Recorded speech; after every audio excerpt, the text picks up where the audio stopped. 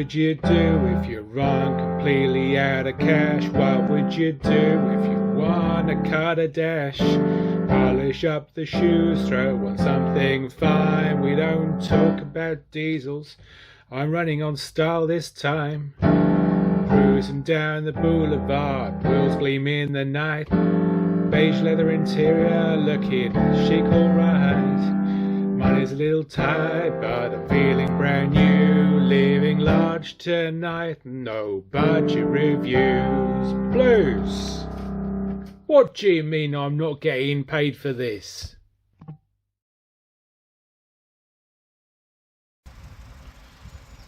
Well, viewers, we're back again. About a year after we filmed a Mark III Jazz like this one, we're back to film another one. And again, the battery's not very good, so we've had to leave the engine running. Fortunately, this time, we're not low on fuel, so we can leave it. And as long as we don't turn it off, we should be absolutely fine.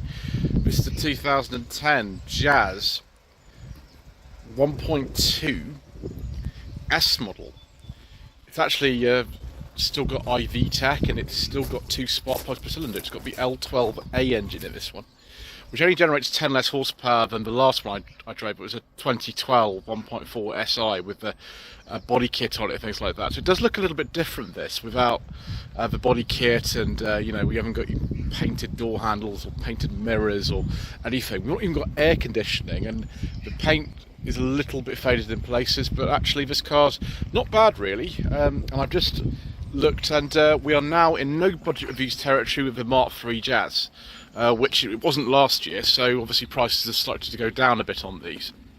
We'll open up the boot. The boot is absolutely huge on this. It's vast. It's bigger than a Mark VII Golf, if I can actually get it open. Hold on a second, viewers, we'll just see what we can do there. Okay, viewers, so we made it back to the dealership, no problem. Car's starting now and everything too. Also, Lee's unstuck the boot catch for me. There we go. 399 litres of space. It is vast in here. Got the spare wheel in here as well of this particular car. Little shopping bag hooks and everything. Really, really practical space. And of course, later on you'll see how the magic seats work. So, very happy really with this. Brilliant. What I can demonstrate though is the magic seats actually in this, which are fantastic. It's one of the main reasons people love these cars. So we lift it up like this, easily with one hand, and we just push this down, which locks it into place. There we go. You can transport stuff in here, and as you can see, you can put stuff underneath the seats as well if you want to. You just can't in other cars. It's really, really sort of tall space. I mean, you might not even need an estate car if you've got one of these in some ways. And then we just do this and drop it down. There we go. I'll need to just push the headrest down, but also demonstrate just how flat these seats fold. Okay, so put the headrest down. There we go, it folds right down there. As you can see, we've got a nice flat floor all the way to the back. It's brilliant. I mean, I can attach this extra bit of a parcel shelf on there or not, so, as I see fit. And you'll see also the seat belts don't snag when you do that. It's a very, very well thought out car, this. And that's why I quite like them. You sit in the back as well, just show we've got plenty of headroom, loads of headroom. This seat is as far back as it can go, and I've still got plenty of knee room. Obviously in this S base model we've got windy windows in the back and no mat pockets or anything, but that's okay. I can also demonstrate the storage. That's a 1.5 litre bottle there, and it goes in just fine. It's brilliant, isn't it? Such a practical car. Seat belt dangles down from there. You can actually disconnect that if you want to. Even in a good place for holding the dealer plate there. So yeah, very practical. It's one of the main reasons why people buy these. The floor's very flat. Very really like a Nissan Note would be similar to this in that way. And getting in and out, really easy. You can see why a lot of the older people like these cars, and there's nothing wrong with that. Often they can spot a decent car much better than the rest of us can. So easy to get in and out. The only thing I would say is the seat doesn't feel very comfortable.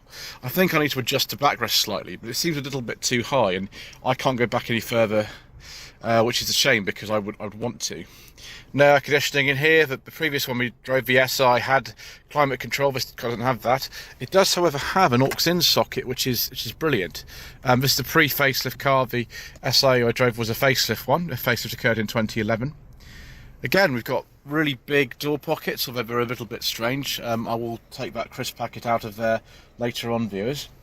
We've got a place for storing things down there. We've also got 2 glove boxes, one there and one there.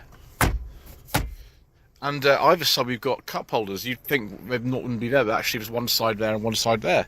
So we have thought of everything. You can also use these as cup holders. The bottle goes in the rear one. Little place to, I don't know, store a very short pen or something like that. Yeah, very good. 12-volt sockets down there. The aircon would be on one of these, I think, if it had it, but we don't have it because it's a base model. Yeah, it all feels very nicely finished, everything like that. At some point in its life, I think from about 2010, these were built in the United Kingdom as well. We'll have a look underneath the bonnet and see if we can find reference to that. Side curtain airbags in here, and the driver's door handle, is that it's damped. Yes, excellent. Got all the gauges and things in here. Let me just switch hands while I shut the door. There we go. It shows the fact that there well, nobody wearing a seatbelt in the car. Just need to see if I can actually get rid of that display to see if we can get rid of a temperature gauge in here. We've got some lights or something like that. I can't turn the car off, so I can't sort of restart it and show anything, but there we go. Yeah, let's see if we can get the documents out and test the capacity of the lower glove box. It won't fit in the top one. I mean, I suppose I could try. I don't think so. No, it's not going in, is it? You got a pen in there, though. It's a little pen holder. But, yeah, there we go. No! Oh, viewers. That's not very good, is it? Oh, well. Yeah, dash is quite pleasingly designed. It's pretty easy to find things. Although the off button's quite small here for the stereo. And CD or aux in if you want. I don't think we got Bluetooth or anything in here yet. Has light switches is easy to find, although you probably won't need it in a car like this. Yeah, so far quite good. So can we go through? Here we go. Let's cycle through some of the information on here. Yeah, it's not what I was expecting. There is no temperature gauge, so there must be some lights. Oh well, never mind. Got some fabric on these door cards. The dash isn't soft touch, but you wouldn't expect that in a car like this, really. Yeah, so far so good, really. Somebody's even put some nice rubber mats in here, and we've only done 90,000 miles, which isn't too bad for a car from 2010. Right, it needs some fine preparation. This car needs a good clean, really, but apart from that, might as well have a look under the bonnet. So a little L12A engine here, 1.2 litre capacity, generating about 89 horsepower in this particular application. So we have to leave it running, of course. One thing I would say about these cars, and this can actually render them only scheduled spares and repairs, is you have to watch the coolant level. Where is the coolant reservoir, you ask? It's down here.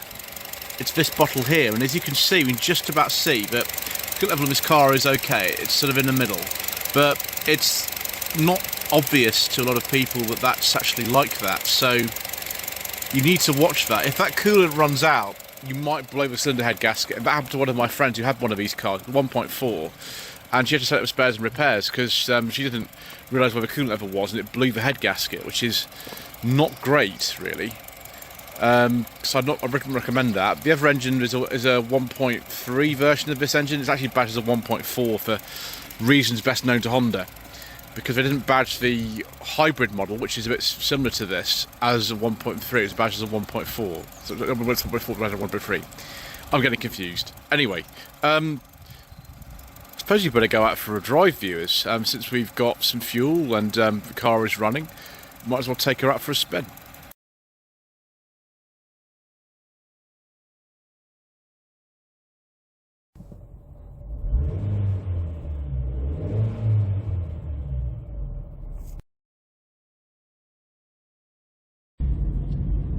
Just realised, we've got a very annoying gear shift indicator in this car.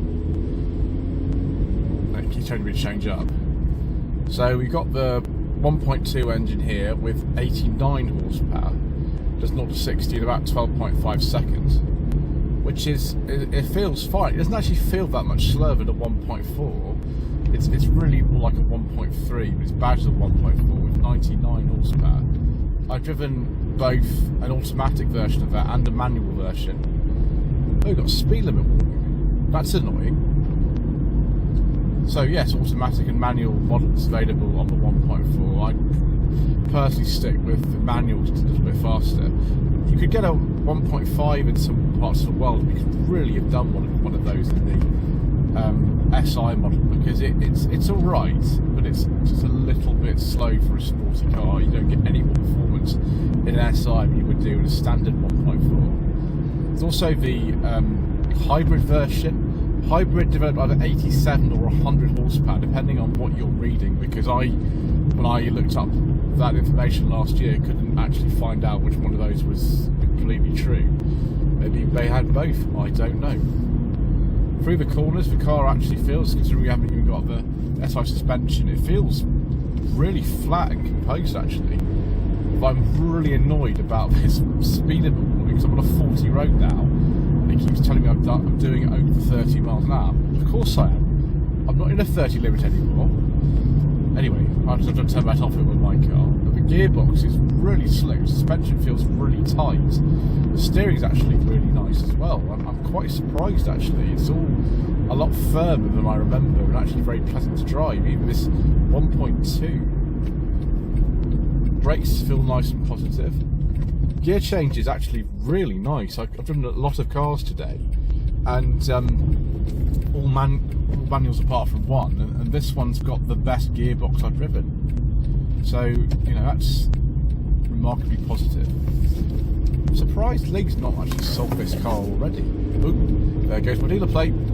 Better just drive a bit more slowly, or my dealer plate will fall off the dash. Yes. Yeah, there we go, slicking into fourth. It's not got the most power. I mean, it's been defeated a bit by this hill, but it's okay. Oh, there goes my dealer plate. Right, never mind. So yeah, you throw it into the corners, it responds quite well. It's actually quite a good fun car to drive.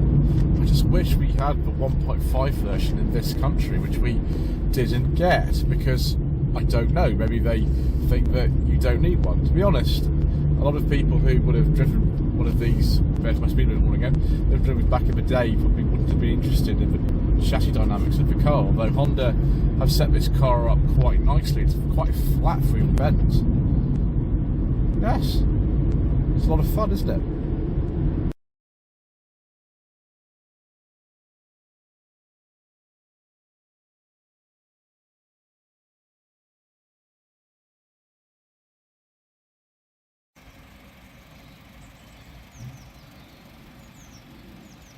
Let's look now at some trim levels for the Mark III Jazz viewers. So we have the S like this one, the S-T, the SE, the SE-T, the SI, which we drove last year, the SI-T, the ES, the ES Plus, the ES Plus-T, the EX, the EX-T, the EXL, and the EXL-T. If you're looking at the hybrid model, they are HS, HE, HX, and then HET, HES, HST, and HXT. It's very confusing. I don't really know why that is, but here we go. So viewers, should you consider a Mark III Jazz for your hard-earned budget of up to £1,000? Well, I would spend a little bit more. This car's worth about, I think, £2,500, something like this. It needs a good clean, but it will be when it's done and they sort out the issue with the boot. I don't know what's going on with that. But yes, so as long as you keep an eye on that coolant level and service it. These cars have got 2 spark plugs per cylinder on the 1.2 and 1.4 models, so just be aware of that. But yeah, generally they're pretty robust things. I'd be a bit careful about the automatic transmissions. There's 2 automatics, one that I think is a robotised manual and one a CVT. I'll just be a bit cautious about both of those, to be honest, and you can stick with this 5-speed manual. That's what I would do. Anyway, thank you ever so much indeed once again for watching. Please don't forget to subscribe to the channel, like this video in the comment below, and we shall see you again very soon for some more inexpensive motoring.